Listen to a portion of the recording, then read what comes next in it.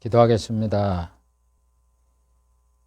하나님 아버지, 요즘에는 율법이 복음의 모형이다 하는 이 제목으로 강의하고 있습니다.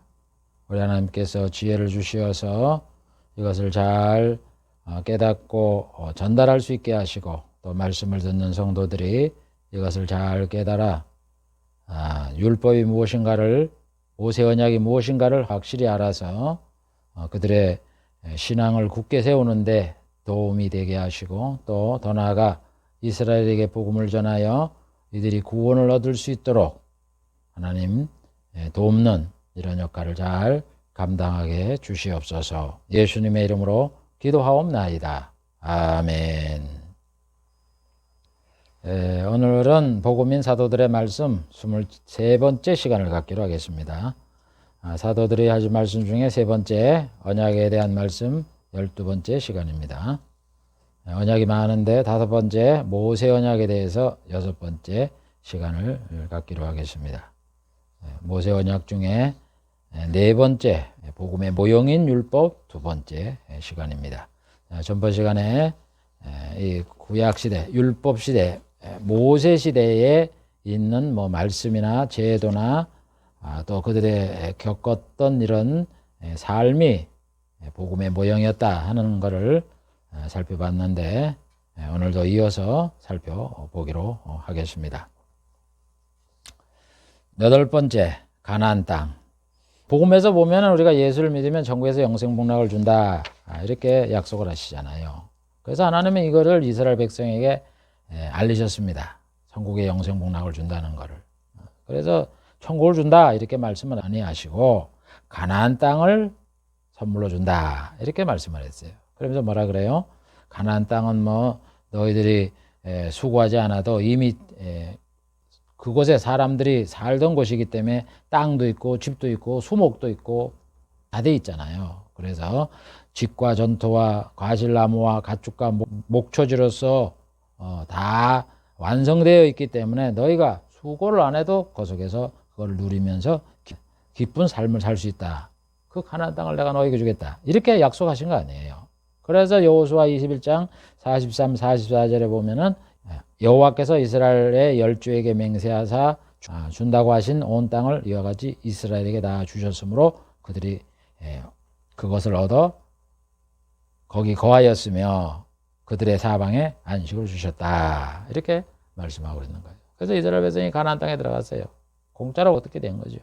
그 공짜로 얻는 그 땅, 약속의 땅, 그게 천국이다 이런 얘기예요. 약속의 땅. 예수를 믿는 자에게 천국을 주신다고 약속하잖아요. 그 약속의 땅을 가나안 땅으로 이렇게 하나님이 말씀해서 아브라함 때부터 가나안 땅을 준다 이렇게 약속을 한 거예요. 그게 천국을 의미하는 거예요. 그래서 예수님은 자신을 믿는 자에게 천국을 준다고 말씀하시잖아요. 심령이 가난한 자는 복이 있나니 천국이 저희 것입니다. 예수를 믿는 자, 영혼이 공고한 자는 천국을 얻게 되는 거예요. 마태복음 25장 34절, 임금이 오른편에 있는 자들에게 이르시되 내 아버지께 복을 받을 자들이여 나와 창세로부터 너희를 위하여 예비된 나라를 상속하라. 아버지가 창세로부터 예비한 나라 천국을 상속받게 된다 이런 얘기입니다. 그래서 구약은 신약에 선포될 복음의 모형이기 때문에 아브라함에게는 가나안 땅으로 약속되었지만은 복음에서는 가나안의 실물인 천국이 선포가 된 거예요. 다시 말해서 천국의 모형인 가나안 땅이라고 이렇게 말을 한 거예요. 그래서 가나안 땅의 안식은 천국에 들어갈 영생복락을 누릴 거라고 얘기하잖아요. 히브리 4장 3절부터 8절부터 11절에 보면 만일 여호수아가 저에게 안식을 주었다라면 그 후에 다른 날을 말씀하지 아니하였으리라. 그런즉 안식할 때가 남아있다. 하나님의 백성에게 남아있다. 그러므로 우리가 저 안식에 들어가기를 힘쓰라. 여호수아에게가 안식을 안 줬다는 거죠. 참. 그런데 분명히 아까 여호수아 21장 44절에 보면 여호와께서 사방에 안식을 주셨다 그러는데 이건 무슨 말이에요? 만일 여호수아가 저에게 안식을 주었다라면 다른 날을 말씀하지 않았을 것이다. 안식할 때가 이스라엘 백성에게 남아있다. 참 안식을 안 줬다는 얘기죠. 그러니까 가나안 땅이 천국의 영생복락을 주는 모형이다 이런 얘기. 그래서 모형이라는 거예요. 천국은 우리가 수고한 것 없이 은혜로 들어가 눈물과 사망과 고통과 애통하는 것, 곡하는 것, 아픈 것이 없이 행복하게 영원히 영육간의 안정을 취함하고 사는 하나님의 나라인 겁니다. 그래서 그와 똑같은 형태의 가나안 땅이 약속의 땅을 하나님이 약속하는 거예요. 수고 안 해도 돼요. 집도 지놓고 농토도 만들어 놓고 목초지도 만들어 놓고 뭐 다 만들어 놓은 거예요. 들어가 살면 돼요, 그냥. 그래서 하나님은 예수를 믿으면 천국 간다 하는 이 복음을 전하기 위해서 이스라엘 백성에게 가나안 땅을 약속하고 들어가게 살고 한 거예요.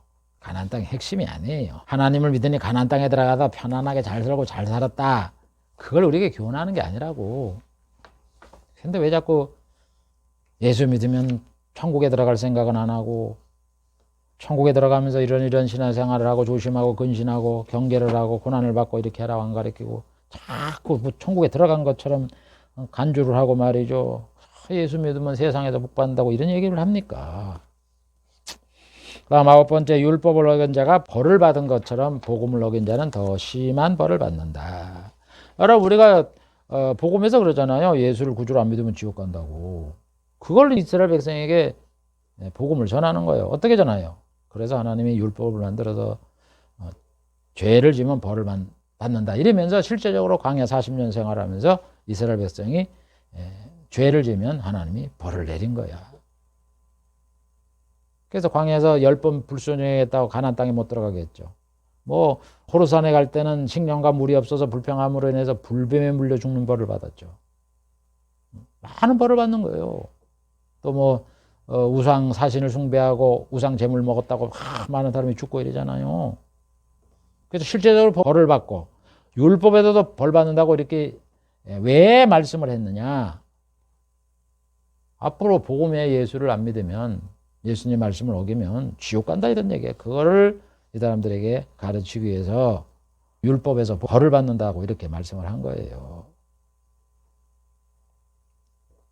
히브리서 저자는 그래서 율법을 어긴 자는 육체적으로 벌을 받은 것처럼 복음을 어긴 자는 더 엄한 벌을 받는다 이렇게 말씀을 하는 거예요. 히브리 10장 28, 29절. 모세의 법을 폐한 자도 어긴 자를 말하는 거죠. 두세 증인으로 인하여 불쌍히 여김을 받지 못하고 죽었거든. 하물며 하나님의 아들을 밟고 자기를 거룩하게 한 언약의 피를 부정한 것으로 여기고 은혜의 성령을 욕되게 하는 자의 당연히 받을 형벌이 얼마나 더 중하겠느냐. 너희는 생각하라. 보세요.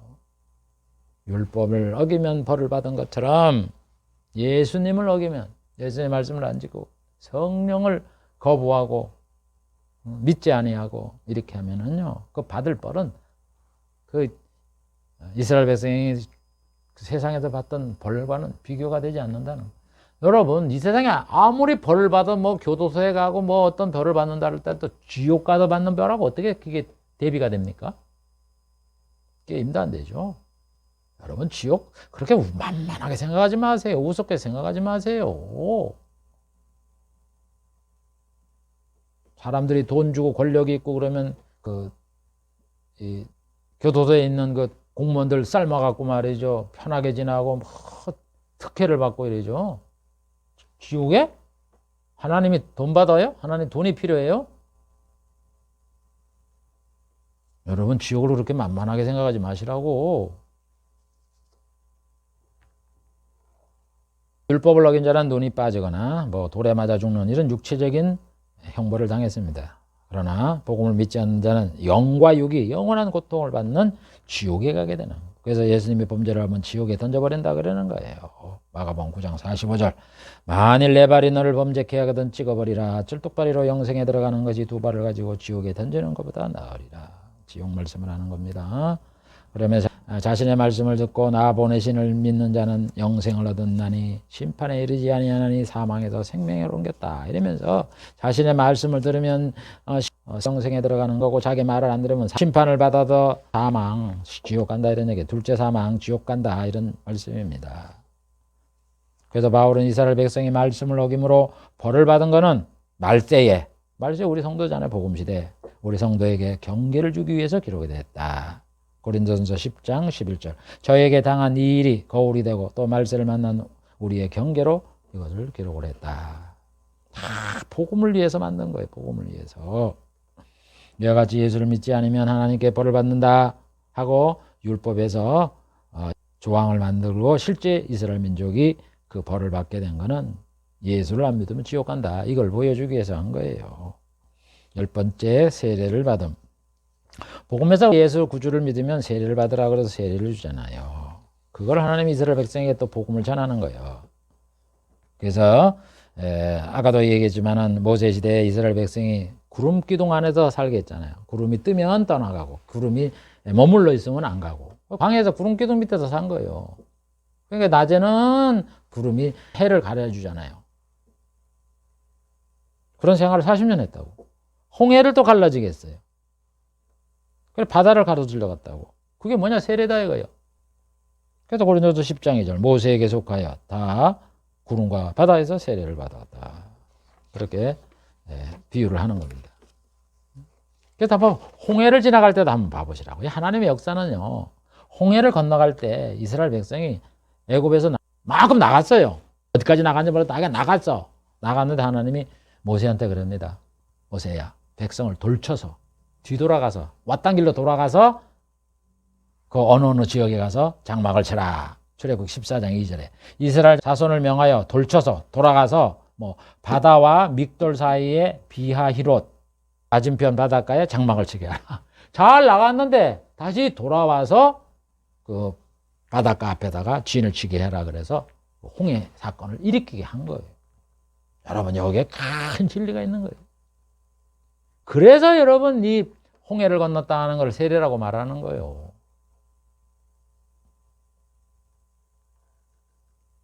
그래서 하나님이 이적을 행할 때는요, 반드시 그 복음의 비밀이 그 안에 숨어 있는 거예요. 만나와 매출하게 보면 그게 뭐라는 거예요? 단순한 음식이 아니라 신령한 음식이고, 반석을 치니까 물이 나왔다. 이적이잖아요. 그게 뭐예요?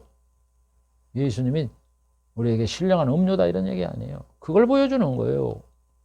또 전번 시간에 얘기했잖아요. 이스라엘 백성이 하나님이 가나안 땅을 그냥 주지 왜 또 애굽에서 살게 했냐고. 애굽에서 살게 하려고 뭐 요셉에게 꿈을 꾸게 하고 7년 흉년을 내리고 7년 풍년을 내리고 그걸 또 이 요셉에게 깨닫게 하고 다 이게 이적이잖아요. 그러니까 하나님의 이적은 반드시 복음의 내용을 거기에 품고 있는 거예요.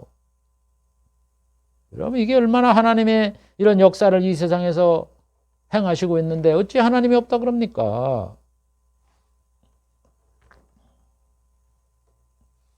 그래서 하나님은 이스라엘 백성이 이 출애굽하는 게 단지 그냥 육체적인 자유를 얻게 하는 거다 이런 것이 아니라 영적인 구원을 얻게 하기 위해서 세례를 체험하기 위해서 일부러 돌쳐서 돌아가서 그 홍해를 건너게 했다 이런 얘기입니다.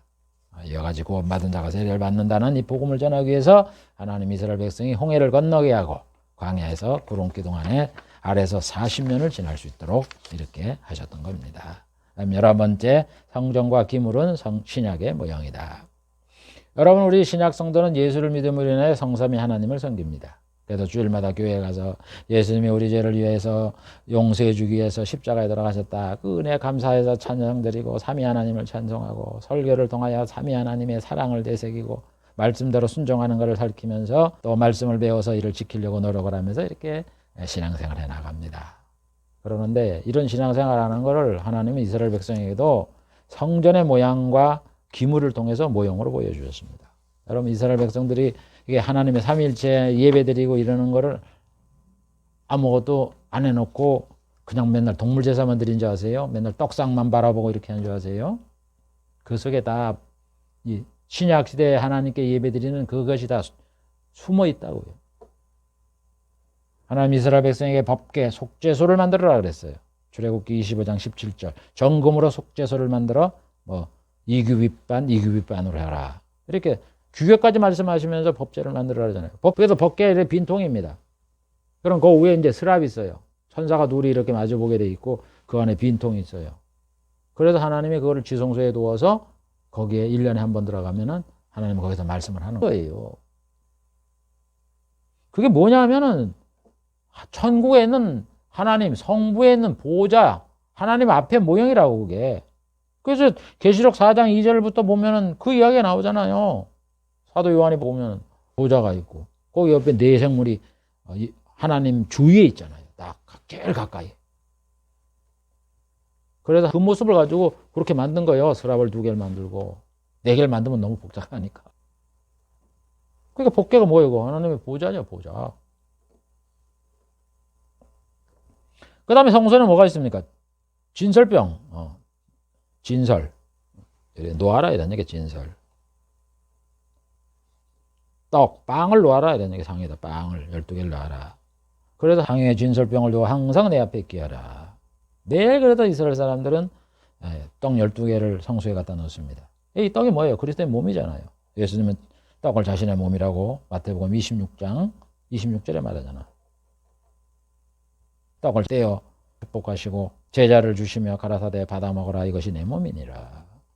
그래서 나는 하늘로서 내려온 산 떡이니 이 떡을 먹으면 영생하리라. 그 떡. 예수님 말씀하신 떡. 모세에게 떡 만들어라고 하는 그 떡 아니에요. 그 다음에 사도 바울은 성만찬에 사용하는 떡이 뭐라 그랬어요? 예수님이 우리의 죄를 용서해 주기 위해서 죽으신 그의 몸을 상징한다 그러잖아요. 고린도전서 10장 16절. 우리가 축복하는 바 축복의 잔은 우리가 그 성찬의 그 잔을 마실 때 그리스도의 비에 참여하는 거고, 그래서 포도주가 피의 상징인 붉은색으로 마련한 거고, 그 다음에 떠는 떡을 주잖아요. 떡을 주는 건 그리스도의 몸에 참여하는 거다. 예수님이 나를 위해 죽으셨구나. 그게 참여하는 상징으로 우리가 바라보면서 우리가 이 성찬식을 하는 거 아니에요. 떡이 뭐라 그랬어요? 그리스도의 몸이에요. 그리스도가 있는 거예요, 그 안에. 성전 안에. 성부가 있죠, 성자가 있죠. 성령 계셔야 되잖아요. 금으로서 등대를 만들어라. 그래서 거기다 7가지를 만들어서 거기에 등잔을 하나씩 만들어서 7개의 등잔을 만들어라. 그래서 출애굽기 25장에 보면은 31절부터 37절까지 보면 나오잖아요. 정금으로 등대를 만들어라. 가지 6을 등대에서 나오게 해서 이쪽에 3편 저쪽에 3편 위에 1개 7개 아니에요. 등잔 7을 만들어 그 위에 두어 앞을 비추게 하라. 이게 성령의 상징이잖아요. 계시록 5장 6절에 보면은 내가 보매 보좌와 내 생물과 장로들 사이에 어린 양이 섰는데 일찍 죽임을 당한 것 같더라. 그 보좌 앞에 어린 양이 있단 말이에요. 그 어린 양을 상징해서 떡을 만들어 진설병을 만들어라는 거. 그 다음에 7뿔과 7눈이 있으니 이 눈은 온 땅에 보내심을 받은 하나님의 7영이라. 7영. 성령이라고요. 7영. 7개의 등잔을, 그래서 그 등대를 만들어서 비치게 한 거예요. 그 보좌에는 그 성부가 앉아 있고, 그러니까 성부 있죠, 성부자 있죠, 성령이 계시죠. 그 다음에 등불에 빛이 비치잖아요. 빛은 또 예수님을 상징해요. 그래서 예수님은 세상의 빛이라고 말하는 거예요. 나는 세상의 빛이니 나를 따르는 자는 생명의 빛을 얻으리라. 사도 요한도 그러잖아요. 그 안에 생명이 있었으니 이 생명은 사람들의 빛이라. 그래서 여러분 등대에다가 기름을 집어넣으면 기름은 성령을 상징하고 빛이 빛이잖아요. 그러니까 빛은 예수님이라 그랬잖아요. 그러니까 성령이 있고, 그게 뭐예요? 한 등대잖아요. 한 등잔이잖아요. 등잔 안에 기름이 있고 빛을 비치는 거예요. 그러니까 예수님이 성자잖아요. 성자이면서 그 안에 성령이 충만임한 거예요. 삼일체를 또 얘기하는 거예요. 그래서 예수님이 성령의 충만함을 받았다 그러잖아요. 누가복음 4장 1절에 예수께서 성령의 충만함을 입어 요단강에서 돌아왔다. 이게 그 의미가 있는 거라고. 그래서 기름은 성령을 상징해요. 베드로와 바울과 요한은 성령을 기름 부음이라고 표현해요. 사도행전 4장 27절. 과연 헤롯과 본디오 빌라도는 하나님의 기름 부으신 거룩한 종 예수를 거스렸다. 예수님을 기름 부으신다라 그러잖아요. 거룩한 분이라고. 베드로가. 바울은 뭐라 그래요? 고린도서 1장 21절. 우리를 너희와 함께 그리스도 안에 견고하게 하시고 우리에게 기름 부으시는 이는 하나님이시다. 우리에게 성령을 부어주는 하나님이다. 사도 요한은 뭐라 합니까? 요한 1서 2장 20절에 너희는 거룩하신 자에게 기름 부음을 받고 모든 것을 아시느니라. 하나님으로부터 성령을 받아서 모든 걸 안다. 이렇게 기름이라는 것은 성령 부음을 상징하는 말이에요. 그래서 요한복음 3장 34절에 보면 하나님의 보내시는 이는 하나님의 말씀을 하나니 이는 하나님이 성령을 한량없이 주심이니라. 이렇게 말씀을 하는 겁니다. 그래서 지성소에 법궤가 있고 성소에 진설병이 있고 등잔불이 비치고 이게 다 삼일째 하나님을 섬기는 거예요. 그 다음에 성소에 분향단이 있습니다. 향을 피워놨어요. 출애굽기 30장 27절. 상과 모든 기구며 등대와 그 기구며 분향단과 분향단. 향을 피우는 거. 이게 성도의 기도를 예표하잖아요. 계시록 5장 8절. 책을 취함에 24장로들이 어린 양 앞에 엎드려 검은고와 향이 가득한 금대접을 가졌으니 이 향은 성도의 기도드리라. 향이 쫙 올라가듯이 기도가 올라간다. 그러니까 우리가 기도하는 게 올라가는 거를 하나님이 모형으로 향불을 피우게 한 거예요. 기물들이 그냥 뭐 미래에 만들어 놓은 게 아니라고 다 복음의 뜻이 있단 말이에요. 그 다음에 성소와 지성소가 분리되어 있는 걸 한번 살펴보겠습니다. 하나님은 성소와 지성소를 분리해 놓으라고 그랬어요. 카텐, 천막을 쳐서 지성소를 보지 못하게 해서 지성소에는 딱 하나 있습니다. 벗개만 있어요. 벗개만. 그리고 진설병, 촛대, 뭐 향단 이런 거는 다 성소에 있고. 그래서 성소에는 제사장이 수시로 성소에 들어갈 수가 있습니다. 뭐 떡상 뭐 매일 뭐 바꿔야 되고 뭐 향불 피워야 되고 등잔불 피워야 되고. 그런데 지성소에는 1년에 딱 한 번 피를 가지고 짐승의 피를 가지고 한 번씩 들어가게 이렇게 나와 있어요. 그래서 출애굽기 26장 33절에 그 장을 휘장을 얘기하는 거예요. 천막을 갈고리 아래에다가 이렇게 끼운 다음에 증거께 벗개를 그 지성소에 집어넣어라. 그래서 그 장, 휘장, 성소와 지성소를 구별하는 거예요. 그걸 왜 하나님이 그렇게 했느냐? 그걸 히브리서 기자는 이렇게 얘기해요. 성령이 이로써 보이는 거는 첫 장막에 서 있을 동안에 지성소와 성소가 서 있는 이 천막에 있을 동안에는 성소에 들어가는 길이 아직 나타나지 않았다. 천국에 들어가는 게 안 나타났다. 성소와 지성소가 이렇게 나눠져서 지성소가 원래 성부가 계시는데 아니에요. 그걸 얘기하는 성소예요. 성소에 들어가는 길이 안 나타났다. 천국 가는 길이 안 나타났다. 더 포괄적으로 얘기하면 율법을 지키는 이런 시대는 천국으로 못 들어간다. 그걸 지금 말하는 거예요. 그래서 성소와 지성소를 나르는 그 휘장, 그 천막을 뭐라는 거예요? 예수님의 육체다 이러잖아요. 예수님의 육체. 히브리 10장 19절 20절. 형제들아 우리가 예수의 피를 힘입어 성소에 들어갈 담력을 얻었나니 그 길은 우리를 위하여 휘장 가운데로 열어놓으신 새롭고 산 길이요. 휘장은 곧 저의 육체라. 그 휘장이 예수님의 육체고 휘장으로 가려 있는데 그 길을 냈다 이런 얘기예요. 우리를 위해 휘장 가운데 열어놓은 산길이다. 이거 예수님이 피를 흘린 게. 천국 들어가게 된다 이런 얘기예요. 막혀 있었는데. 그래서 예수님이 죽으실 때 마태복음 27장 51절에 뭐라 그래요? 성서 휘장이 위에서 아래서 찢어지고 둘이 됐다 이렇게 얘기하는 거예요. 여러분 다 영적인 의미가 있어서 그런 이적을 베푸는 거라고. 하나님이 그걸 만들어놔서 성소와 지성소가 이렇게 카텐으로 쳐놔서 야 율법 지켜갖고는 성소는 볼 수도 지성소는 못 본다 이런 얘기예요. 못 들어가잖아요. 그리고 백성들은 밖에 있는데 백성들은 감히 뭐 구경이나 했겠어요. 안 되는 거예요. 안 되는 거예요. 율법이라는 거는 모형이에요. 그런데 이제는 예수님을 통해서 성소와 지성소고 모든 것이 다 이제 없어져 버리고 그 기능이 상실해 버리고 인간이 성소, 천국에 들어갈 수 있다는 걸 보여주기 위해서 예수님이 죽으심으로 그 휘장을 갖다가 하나님의 힘으로 그걸 찢어버렸다고요.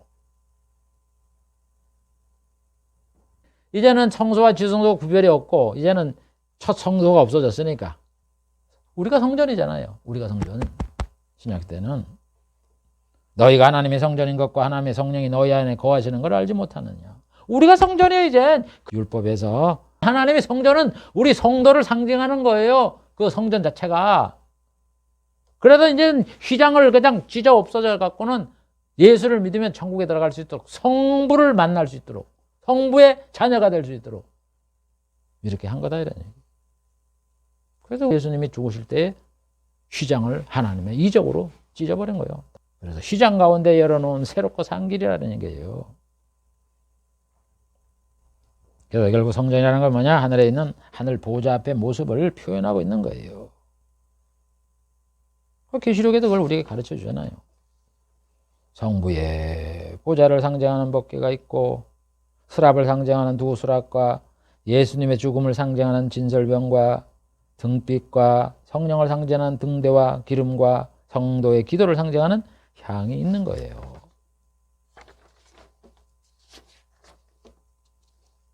그래서 사도 요한은 하나님의 보좌의 모습을 다음과 같이 기록을 한 거예요. 계시록 4장 2절부터 6절까지 보면 내가 성령에 감동되어 보라 하늘에 보좌를 베풀었고 보좌 위에 앉으신 이가 있는데 이게 성부 하나님이란 말입니다. 그 보좌를 베풀려 24보좌가 있고 그 다음에 보좌들 위에 24장로들이 있고 그 다음에 보좌 앞에 7 등불 켠 것이 있으니 이는 하나님의 7영이라 성령이 있다고 이렇게 말을 하죠. 그 다음에도 보면은 6절에 보면 보좌 가운데와 보좌 주위에 4생물이 있다. 보좌 가까이 있는 거예요. 그 다음에 또 5장 6절에 보면 보좌와 4생물과 장로 사이에 어린 양이 있다 그러잖아요. 보세요. 성부가 계시죠. 성자가 계시죠. 성령이 계시죠. 그 다음에 스랍이 가까이 있죠. 그 다음에 또 24보좌가 있어서 그 장로가 있는데 이분들은 잘 모르겠어요. 어떤 분이. 24장로다 그러면 12사도와 12지파의 그 지도자가 아닐까 하는 생각을 하는데 그건 잘 모르겠어요. 아무튼.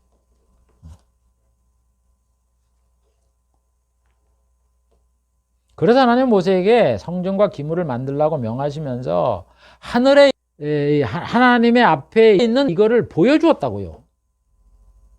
출애굽기 25장 9절. 물은 내가 네게 보이는 대로 장막의 식양과 기구의 식양을 따라 지어라.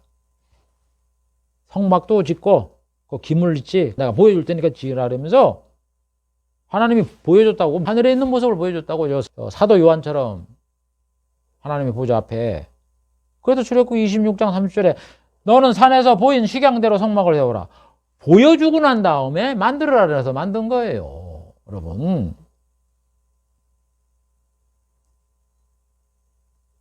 그래서 성전과 기물은 복음시대에 예수 그리스도를 믿음으로 섬길 삼위일체 하나님과 천국에 대한 복음의 내용을 담고 있는 거다 이런 얘기입니다. 이와 같이 신약시대 성도들이 주 예수 그리스도를 믿음으로 성삼위 하나님께 예배드리고 예수가 구주인 것을 알고 천국을 주신다는 복음을 전하기 위해 하나님은 이스라엘 백성에게 모형으로 성소와 지성소를 만들고 또 기물을 만들고 또 성소와 지성소에 카텐을 치고 이렇게 해서 하나님을 섬기겠다는 얘기예요. 그러니까 그게 겉으로 보기에는 뭐 떡상 뭐 촛대래지만 실제는 삼위 하나님이 계시는 거예요. 이게. 그 사람들이 뜰에 마당에 있었지만은 그 하나님이 그 가까이 있는 거 그걸 바라보는 거죠. 삼위일체를 통해서 우리가 구원을 받는다 하는 거를 이 사람들이 실제 생활에서는 그거를 느끼게 하나님이 모형으로 만들어 놨다 하는 그런 말씀입니다.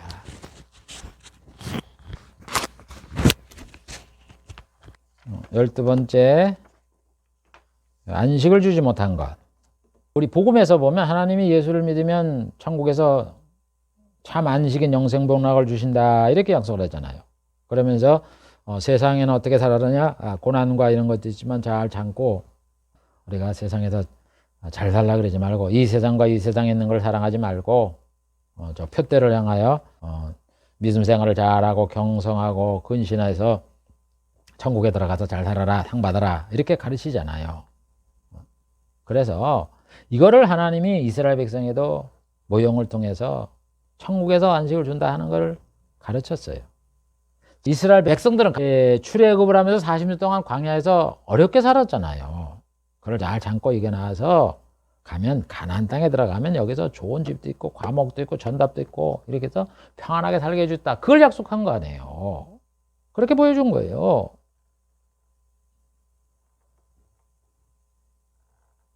그래서 여호수아는 12지파에게 아까 읽어봤지만 사방에 안식을 주었지만 히브리서 저자는 이스라엘 백성에게 참 안식을 주지 못했다고 이렇게 얘기하는 거예요. 그래서 안식할 때가 하나님의 백성에게 남아있다. 우리는 저 안식에 들어가기를 힘쓰자. 이렇게 말을 하는 거예요. 그래서 히브리 저자가 말하는 안식은 무슨 안식입니까? 세상에서 주는 안식은 완전하지 못한 천국에서 누리는 안식이 진짜 안식이다. 그래서 여호수아는 이 안식을 주지 못했다. 이렇게 말하는 거예요. 결국 뭐예요? 하나님이 이스라엘 백성에게 가나안 땅에다 안식을 주겠다 이렇게 약속을 했지만 실제 이스라엘 백성의 삶을 보면 가나안 땅에 들어가서 그렇게 안식을 누리고 살았냐 이런 얘기예요. 안 살았잖아요. 들어가서 여호수아 시대는 괜찮은데 여호수아가 죽고 난 다음에 이스라엘 백성들이 타락을 했잖아요. 그래갖고는 이어지는 사사시대에 얼마나 고생을 많이 합니까?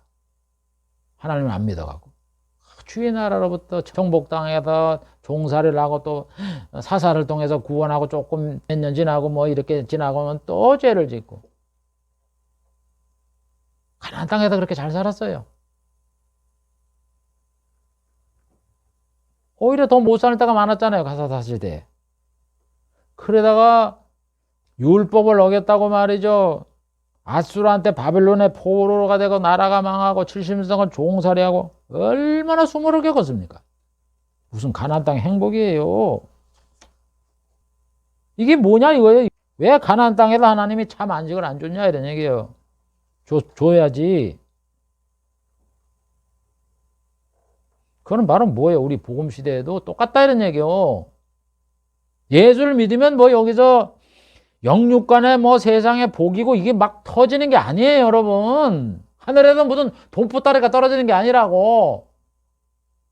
부자와 명예와 장수와 공명이 이게 우리에게 오는 게 아니에요. 예수 믿는다고 편해지는 건 없어요. 오히려 있어도 그걸 가지고 세상을 사랑하지 말고 세상 것 사랑하지 말고 우리가 주와 함께 말이여 영광을 누리기 위해서는 고난도 함께 받고 이렇게 살아가라는 건데. 아니 이스라엘 백성이 가나안 땅에 들어가서 그렇게 안식을 누렸냐고. 더 힘들게 살았다니까. 가나안 땅에 쫓겨나잖아요. 왜 하나님이 가나안 땅의 삶을 그렇게 모형으로 보여줬느냐. 우리 신약시대 성도에게 깨달으라 이거요. 너희들이 예수를 믿고 이 세상 육신의 땅에서 마음의 심령의 천국은 이루어지는 이 속에서 육적으로 말이죠. 잘 먹고 잘 입고 잘 살고 뭐 이렇게 하려는 생각을 버리라는 거예요. 버리라는 거. 하나님은 언제나 동일해요. 구약시대에 똑같이 말한 걸 신약시대에 반영을 하고 신약시대에 똑같은 걸 구약시대 모형으로 보여주고 가나안 땅에 안식을 안 줬다고요. 참 안식을 주지 못한 거예요. 그래서 히브리 저자가 그러잖아요. 야, 참 안식을 못 줬다. 가나안 땅에 들어가서 이스라엘 사람들이 산 거를 봐봐라. 고난의 연속이잖아요. 그게 2600년 동안 1948년 되기까지 남 나라도 독립을 못하고 이 나라 저 나라 다니다가 지금은 뭐 가나안 땅에 들어가서 이스라엘 사람들이 평안하게 잘 살아요. 주위에 있는 나라들이 또 이스라엘 먹으려고 그래갖고는 얼마나 전쟁을 많이 일으키고 지금 이런 불안한 가운데 사냐고. 무슨 참 안식을 얻어요 없기는. 그걸 말하는 거예요. 그래서 하나님이 우리 복음을 보면 예수를 믿으면 천국에 들어가 영생복락을 주신다는 이런 약속은 했지 이 세상에서는 참 안식을 주지 않는다 하는 이런 복음을 전하기 위해서 이스라엘 백성에게 안식의 땅을 주었지만 거기서 참 안식을 못하게 이렇게 하나님이 인도를 했던 겁니다. 여러분들 이것을 잘 기억을 하세요. 기복신앙에서 벗어나시라고. 다음 13번째, 약속의 땅을 다 정복하여 살지 못한 것. 조금 전에 얘기했지만 예수를 믿으면 이 세상에서 영생복락을 약속하지만 이 땅에 살 때는 완전한 행복이 우리에게 주어지지 않고 오히려 고난이 많다고 성경에 말씀하는 이거를 이해시키기 위해서 하나님은 약속의 땅을 다 정복하지 못하고 살게 한 거예요. 이스라엘 백성에게. 로마서 8장 17절 자녀이면 후사 곧 하나님의 후사요 그리스도와 함께한 후사니 우리가 그와 함께 영광을 받기 위해서 고난도 함께 받아야 될 것이니라. 이 세상은요 고난을 받으라고 더 강조하는 거지. 그래고 고난을 안 받으면 성도가 아니라 그랬는데 왜 고난을 안 받으려고 그럽니까 자꾸만. 그러니까 내가 예수 안 믿고 지옥 가겠다 이 뜻이 아니에요. 그래서 하나님은 이것을 이스라엘 백성에게 실제로 보여주었어요. 보세요. 이스라엘 백성이 가나안 땅을 다 정복하고 살았느냐. 하나님은 아브라함에게 분명히 애굽 하서에서 유브라데 강까지를 준다 그랬어요. 그와 그의 자손에게 준다 그랬어요. 그게 언제 이루어졌습니까? 이루어지긴 뭘 이루어져요? 지금 여러분 이스라엘이 땅을 차지하고 가나안 땅에 산다 그러는데 애굽 강에서부터 쫙 유브라데까지 다 점령하고 살아요. 그거 다 점령하고 살려면 이스라엘, 뭐 요르단, 시리아 이런 데 다 점령을 해야 돼요. 레바논 뭐 이런 데를. 근데 그 나라가 지금 다 없잖아요. 겨우 이스라엘 그 땅, 지금 있는 그 땅도 말이죠. 무슨 그 회교 국가 이래갖고 나눠져 있어갖고 겨우 뭐 눈꼽 많지 않은 그런 땅을 차지하고 있는데 가나안 땅을 뭘 주겠다고 아브라함한테 애굽 파세부터 저기 유브라데까지 주겠다 그런 약속을 하셨습니까? 왜 정복하에 못 살게 하냐고. 물론 다윗을 통해서 하나님께서 그 땅은 정복은 하겠어요. 그렇지만 그 민족들이 살아서 조공을 바치겠지. 그 사람들 다 쫓아내고 이스라엘 백성이 살게 하진 않았다 이런 얘기예요. 여러분 그 땅을 준다 그러면 그 사람들이 다 가셔서 거기서 자기 나라 땅을 영토를 만들고 자기 백성이 사는 게 그 땅을 주는 거지 뭐 남의 나라가 살고 이렇게 하는 게 무슨 땅을 준 거예요. 이게 하나님의 뜻이 있다 이런 얘기예요. 그게 그 얘기예요. 이 세상에 살면서 완전한 복을 안 준다는 거예요. 그걸 가르쳐 주는 거예요.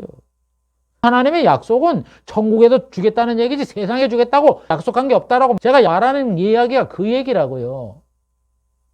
하나님이 우리에게 뭐 먹는 거 입는 거 이런 세상 복을 안 준다는 얘기가 아니라 그거는 하나님이 얘기하잖아요. 창조주의이기 때문에 주는 것이고 또 여러 가지 신앙의 발전을 위해서 주는 거고 여러 가지로 이렇게 주는 거지 그런 걸 주려고 하나님이 약속하진 않았다고요. 다르잖아요. 그래서 하나님이 약속한 완전한 복과 평안과 의는 천국에서 이루어주는 거예요. 이 세상에서는 그걸 안 줘요. 그래서 이스라엘에게 안 준 거예요. 그 땅을 정복하지 못하도록. 근데 봐보세요. 하나님 아브라함한테 약속의 땅, 가나안 땅을 아브라함과 그의 자손에 준다. 이렇게 약속을 했거든요. 그래서 이 바울은 이 말씀을 가지고 또 이제 영적으로 계시를 받아서 해석을 하는 거예요. 아브라함과 그 자손에 주게 한다 할지 그 자손이 누구예요? 뭐 저를 비롯해서 저도 그렇게 상상했어요. 뭐 이스라엘 백성의 자손이네. 복수의 개념이네. 자손이다. 그래서 아브라함에게 주고 그 후손 뭐 이삭이나 야곱이나 12지파의 그 사람들이 가나안 땅을 점령하게 살았으니까 자손에게 준다 그러면 자손들에게 준다는 그 뜻이구나 그랬더니 뭐라 그래요? 갈라디아 3장 16절. 그 자손에게 준다 그랬을 때 그 자손은 복수가 아니라 단수다 그러면서 예수님이다. 사도 바울이 그러잖아요. 그러니까 가나안 땅을 하나님이 준다 그럴 때 가나안 땅을 예수님에게 준다 이런 뜻으로 했다고요. 우리는 자꾸 아브라함과 후손에게 준다고 이렇게 생각을 했지. 여러분 그러니까 우리가 얼마나 그걸 모르고서 그 성경을 걷읽는지. 그래서 여러분 그 약속 땅을 예수님에게 준 거예요. 그런데 예수님이 언제 그 애굽 땅에서부터 유브라데까지 다스렸냐고 왕이 됐냐고 안 됐잖아요. 지금 하늘에 올라가 다스리고 있어요. 자기가 다스린다는 예수님이 왕이시다는 분이 거기에 시리아, 요르단 이런 나라 회교를 믿는 이런 나라들이 거기 사는 걸 보고 다스린다 그래요? 그러니까 예수님이 재림해서 이제 모든 민족을 다 없애버리고 예수님이 이제 왕으로 침판을 해서 다스리잖아요. 그러니까 왕이 되는 거 왕이 된 거에서 청렬 왕국을 이루잖아요. 그래서 그 청렬 왕국을 지금 이 지구에서 건설이 되니까 변해서 생기니까 애국강에서 유브라데 그 경계가 천국에 속했기 때문에 예수님의 그 통치하에 들어가는 거고 예수님의 소유인 거고 그 다음에 그걸 뭐 예수님이 소유다 그래가지고 야 이거 내 땅이다 그래가면서 그래요 예수님이 천국에 들어가면 우리도 다 같이 왕 노릇하는데 그러니까 그 땅을 누가 살게 하는 거예요? 예수를 믿는 이스라엘 백성 성도가 살게 하는 거예요. 그래서 12사도한테 심판하는 권세를 주고 다스리는 권세를 준다 그러잖아요. 그래서 그 소유가 예수님에게 줬다는 거는 그 땅이 천국으로 변한다 이런 그 천국을 약속한 거라고요. 그래서 다윗이 왕이잖아요. 제국의 왕. 그게 예수님의 모형이잖아. 그래서 다윗이 그 땅을 점령하게 하는 거예요. 그러면서도 또 천국에서 이거를 준다. 땅에서는 그걸 안 준다. 그래서 그걸 그냥 담지 조공을 바치게 해서 나라들이 독립을 하게 하다가 솔로몬 때 그냥 범죄를 하고 이후부터는 나라가 다 이제 완전히 다시 소유권을 빼앗기게 이렇게 만든 거예요. 그러니까 세상에서는 그 복을 못 받는다. 그래서 여러분 예수를 믿으면서 왜 하나님 우리에게는 이렇게 예수를 믿는데도 불구하고 삶에 고난이 많습니까? 그러면요, 제가 한마디 말씀을 드릴게요. 복이에요. 천국 가라 그러는 거예요. 천국 가라고. 그 고난이 얼마나 중요한지 아세요? 그게 내가 고난이 있다 그러면 나는 하나님의 택함을 받은 자네, 나는 천국 받을 자네, 그러면서 확신하고 좋아하고 감사하세요. 그거 없는 사람이, 성도는 고난을 받는다 그러는데 고난 안 받는 사람은 가라질 가능성이 높아요. 안 선택했거나. 고난을 받는다 그랬는데. 그리스도와 함께 영광을 누리기 위해서 고난을 받으라는 필수 사항인데, 그게 없으면 내가 구원받은 자가 아니든가 선택받은 자가 아니든가 아직까지 하나님이 기회가 안 돼서 나를 회개를 안 시켜서 그러는 거지. 얼마나 불안한 거예요. 그러니까 여러분, 세상에서 고난받는 거를 즐겁게 여기세요. 나는 구원받았구나. 나는 하나님의 선택을 받았네. 조심해서 끝까지 잘 신앙생활해서 천국 들어가야지. 얼마나 감사하고 할렐루야. 이런 거를 알고 하나님을 섬기는 거예요. 고난을 두려워하고 슬퍼하는 게 아니라. 그래서 가나안 땅은 결국 천국의 모형인데, 천국이 완성되기 전에 세상에 우리가 알잖아요. 여러분, 예수 믿는다고 금방 여기서 죽고 뭐 천국에 들어갑니까? 그래서 하나님이 가나안 땅을 준다. 그래서 출애굽을 한 다음에 40년 동안 광야 생활을 한 거예요. 그게 왜 그래요? 우리도 예수 믿으면 금방 천국에 가서 뭐 가나안 땅에서 영생 복락을 누리고 그래서 사는 게 아니라 이 세상을 40년 동안 고생을 하며 산다고. 하나님의 그 영적인 그 복음의 과정들, 그 내용들을 이렇게 이스라엘 삶 속에서 그걸 보여주는 거예요. 그래서 천국이 완성되기 전에 세상에 살 때는 이 땅을 다 주지 않으면서 고난을 받게 하고, 이렇게 하면서 성도가 예수를 믿으면서 세상에 사는 동안에 완전한 복과 평안을 얻으려는 생각을 버려라, 이런 얘기예요. 버려라. 그러면서도 감사라. 그러면서도 하나님이 우리에게 먹을 거 입을 만나를 먹이고 매출하기를 먹이고 필요한 물을 주시고, 옷은 그러니까 옷은 안 헤어지겠다는 거예요. 그래서 맨날 입는 옷 입었죠. 신발 안 떨어지겠다는 거예요. 다 의식이 필요한 거 다 하나님이 채워줘요. 그래서 저도 목회한다고 참 고생을 많이 했는데 지나가 보면은 안 굶어 죽고 살잖아요. 뭐 옷이 없어갖고 무슨 추워서 얼어 죽은 것도 아니고, 집이 없어갖고 뭐 한 것도 아니고, 전세 뭐 이렇게 해갖고는 다 살잖아요. 애들 뭐 다 양육하고 결혼시키고. 그게 신앙이에요. 그게 우리 삶이고. 부족하고 뭐 없는 거 어려운 거 같지만은 그래도 하나님이 지켜주는 거. 그게 신앙이고 우리 성도의 삶이고 하나님의 은혜다 하는 거를 알고, 상대적으로 이렇게 부자인 사람, 잘 사는 사람 그거 바라보며 그거 쳐다보지 마세요. 아래를 보고 사세요. 우리 신앙에 맞게. 가나안 땅이 우리의 삶의 표준이에요. 광야 40년의 생활이.